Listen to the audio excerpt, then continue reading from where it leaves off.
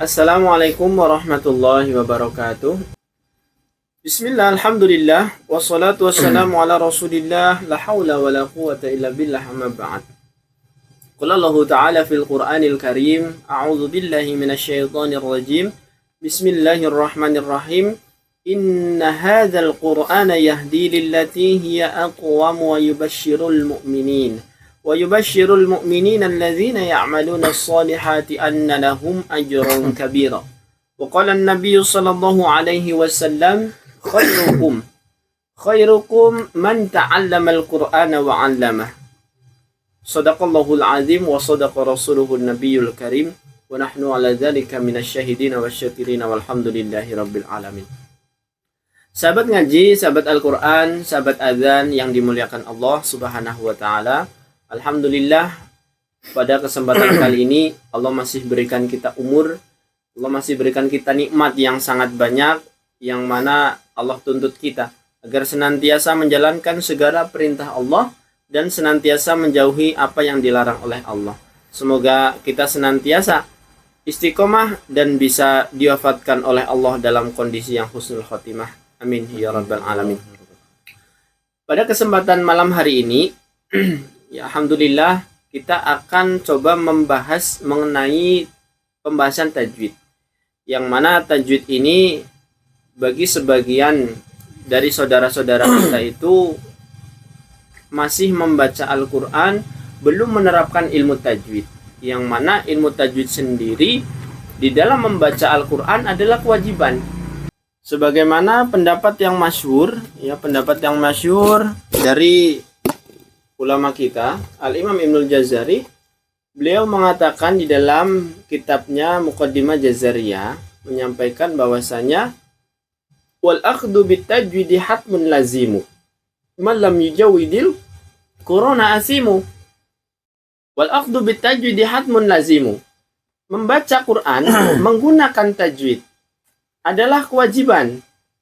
Malam yujawidil qur'ana asimu, barang siapa membaca Al-Quran namun tidak menerapkan kaidah tajwid, maka asimu, akan berdosa. Maka dari itu pada kesempatan malam hari ini kita akan coba bahas sebenarnya tajwid itu apa, dan ada kaidah namanya tahsin. Tahsin itu apa? Ya, sebelum kita melanjutkan lebih jauh, kita sampaikan terlebih dahulu, ini adalah termasuk buku rujukan yang kita punya. Ya, ini buku penulisnya adalah Ki Haji Sabni Hamid. Beliau adalah guru kita di Jakarta dan juga guru kita di Jakarta, guru utama saya yaitu Ustadz Rahmadian di Jakarta, khususnya teman-teman saudara-saudara majelis Iya atau Qiraat Imam Asim. Semoga Allah senantiasa berkahi umurnya, senantiasa Allah berikan istiqomah di dalam dakwahnya, amin ya rabbal alamin. Ya, kita bahas mengenai tajwid. Tajwid itu secara bahasa berasal dari kata jawada yujawidu tajwidan, yang artinya membaguskan atau memperbaiki. Sedangkan menurut istilah yaitu ikhraju kulli harfin mim makhrajihi ma'a itta'ihi haqqahu wa mustahaqqah. Ikhraju mengeluarkan, kulli setiap kulli setiap harfin huruf. Huruf di sini yaitu berkaitan dengan huruf-huruf hijaiyah. Ya, ma'a ita'ihi haqqahu wa mustahaqqah. Menyertakan sifat hak dan sifat mustahak. Ya. Maka dari itu pada kesempatan malam hari ini Mas Wahyu, kita akan coba menyampaikan makna tajwid kepada teman-teman atau saudara-saudara kita yang mungkin di luar membutuhkan ilmu ini, ya. Semua kalau misal kita membahas umat Islam, umat Rasul yang membaca Al-Quran pasti membutuhkan ilmu ini, ya. Karena sesungguhnya Zaid bin Sabit, sahabat Zaid bin Sabit itu pernah menyampaikan bahwa Rasulullah SAW bersabda, Innallaha yuhibbu ayyukra'a hadzal Qur'ana kama unzil. Sesungguhnya Allah Subhanahu wa Ta'ala menyukai Al-Quran dibaca sebagaimana Al-Quran diturunkan. Jadi Al-Quran diturunkan kepada Rasulullah itu sudah sempurna, bacanya sudah bagus, namun ternyata turun kepada kita selaku umat akhir zaman, yaitu sebagian itu membaca tidak seperti yang malaikat Jibril sampaikan kepada Rasulullah.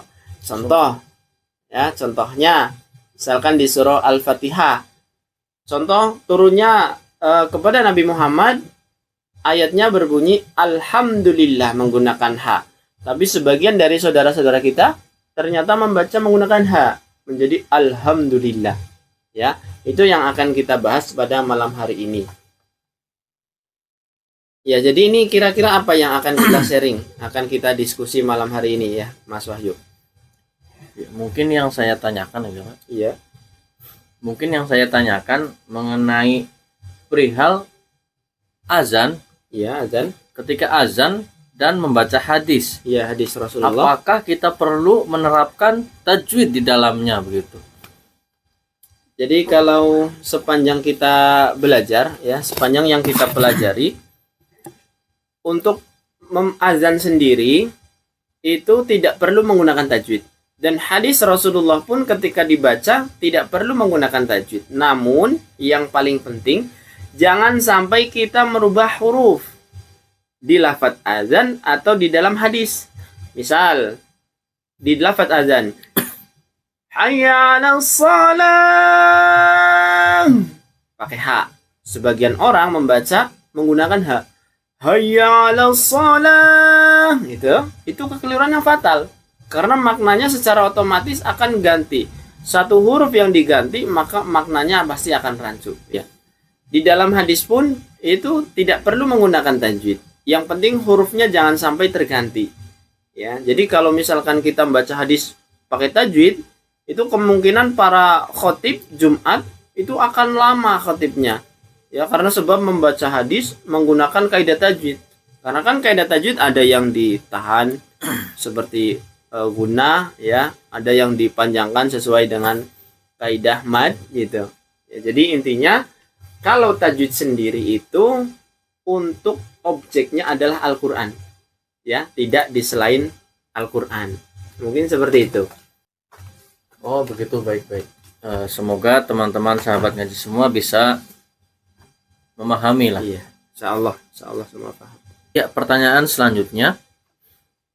Tadi kan dijelaskan pengertian tajwid, bahwasanya tajwid itu mengeluarkan huruf sesuai tempat keluarnya. Nah, misal mengeluarkan huruf itu tidak sesuai tempatnya, itu bagaimana? Ya, jadi misalkan ada seseorang atau dari diantara teman-teman kita ada yang mengeluarkan huruf tidak sesuai tempatnya, maka kita jangan langsung vonis bahwa itu salah. Yang pertama kita harus teliti dulu bahwa keluarnya huruf itu yang tidak sesuai tempat atau sifatnya itu memang karena uzur syar'i atau karena kesengajaan.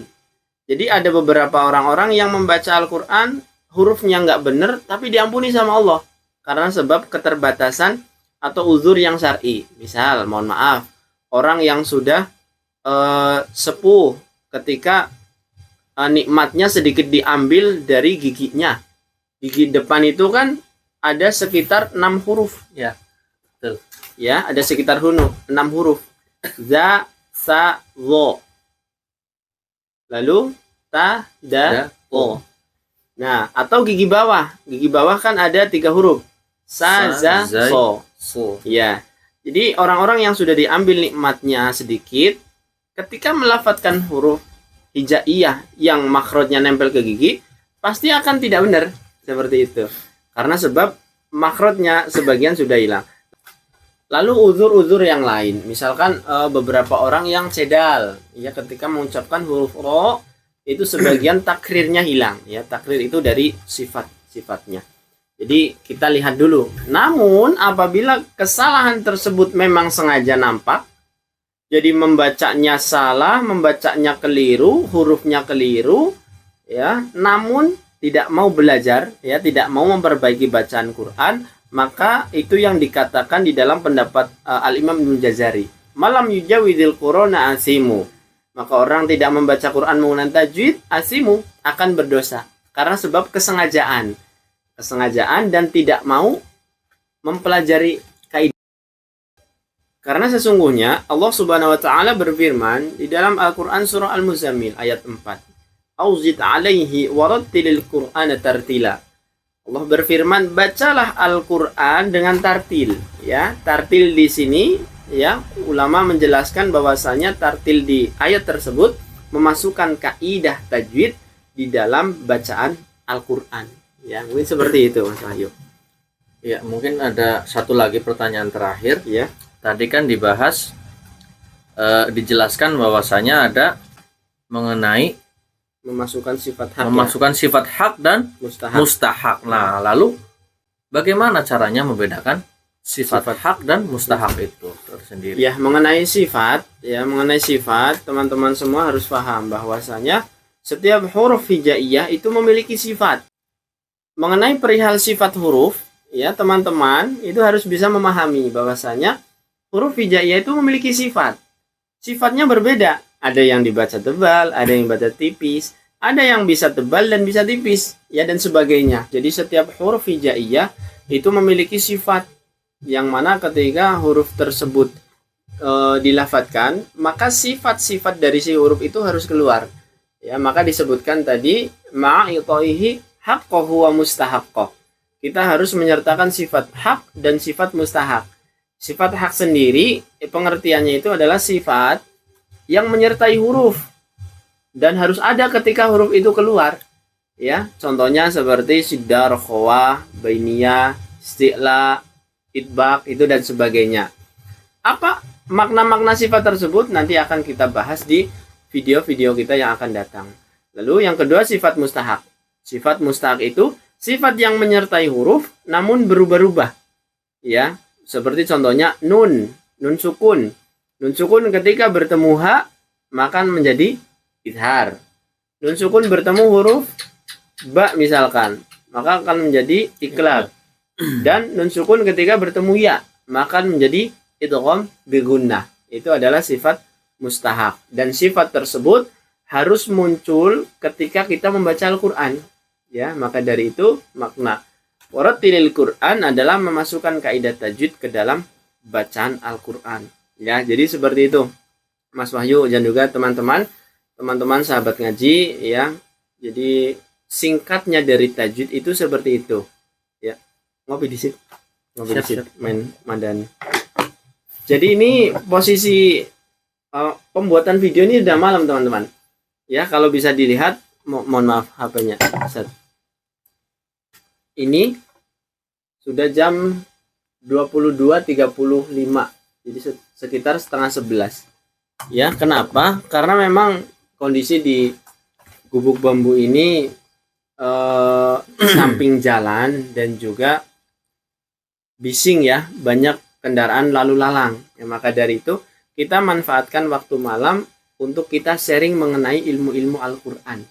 Ya, mungkin dari sahabat atau teman-teman semua ingin sharing bersama kita di sini bisa datang ke tempat kita di Desa Bantar, Kecamatan Wanarja, dusunnya Sukawera, ya. Atau teman-teman mau bisa diskusi langsung dengan saya atau bisa kita sharing via WA, ya, via WA, nanti bisa di komen di kolom komentar. Mungkin seperti itu, ya. Kira-kira ada lagi yang di sharing? Cukup mungkin. Waktu sudah malam, ya. Sedikit larut malam. Mungkin seperti itu Mas Wahyu. Terima kasih atas kehadirannya.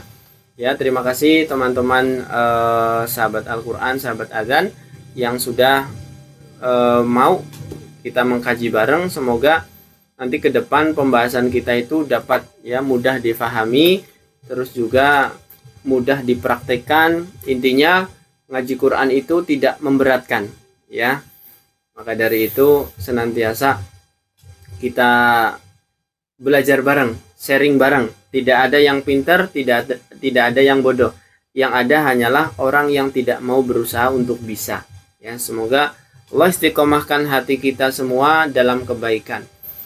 Ya, kurang lebihnya mohon maaf. Barangkali ada tutur kata atau ilmu atau kesalahan yang saya sampaikan atau Mas Wahyu sampaikan, ya, kami pribadi mohon maaf. Semoga nanti ke depan kita bisa menambahkan video mengenai ilmu-ilmu tajwid ya. Sahabat tajwid, sahabat Al-Qur'an, sahabat azan yang dimuliakan Allah, kita tutup video ini dengan doa kafaratul majlis. Subhanakallahumma bihamdika asyhadu an la ilaha illa anta astaghfiruka wa atubu ilaik. Wassalamualaikum warahmatullahi wabarakatuh. Waalaikumsalam warahmatullahi wabarakatuh. Ini maning kopi nih. Siap. Ini mandani. Sehat.